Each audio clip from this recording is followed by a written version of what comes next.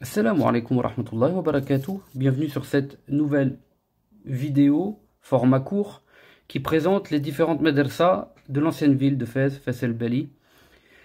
Ici il y en a 3 avec quelques vues sur le Fundouk Nadjarin, donc qui est le musée de l'artisanat du bois.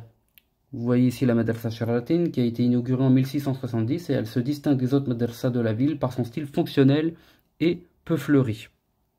Concernant les médersas, comme une grande partie des cours avaient lieu dans la mosquée Al-Qarawin, la plupart des médersas de la ville étaient situés dans ses environs.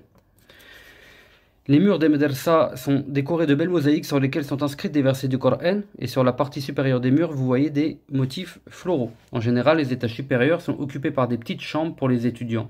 Et en traversant la cour, vous avez la salle de prière. Les fontaines centrales, bien que faisant office d'ornement, servaient pour les ablutions. La madrasa Bou Inania, qu'on vient de voir ici, a été inaugurée en 1350 et la mosquée de la madrasa est toujours en activité, ainsi que sa fontaine pour les ablutions. Donc vous pouvez toujours vous y rendre pour pouvoir effectuer vos prières quotidiennes et par la même occasion visiter donc la cour. Elle a été rénovée au XVIIIe siècle puis au XXe siècle. Quant à la madrasa Tarin, construite entre 1323 et 1325 sous les ordres du sultan Abou Saïd, restée en usage donc jusqu'au début du XXe siècle.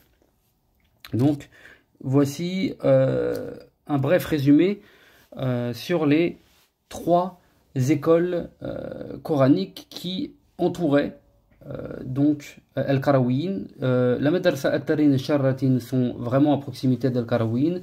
Par contre, la Madrasa Bou Inania, elle, est vraiment à l'entrée près de la porte Boudjelloud, donc Bel Boudjelloud.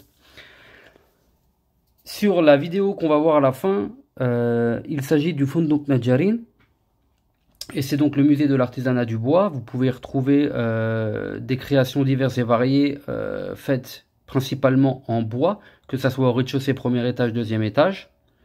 Et c'est un musée qui est intéressant et qui se trouve non loin des écoles qu'on a pu voir ou de la mosquée Al-Qarawin. Donc c'est plus ou moins dans le même secteur.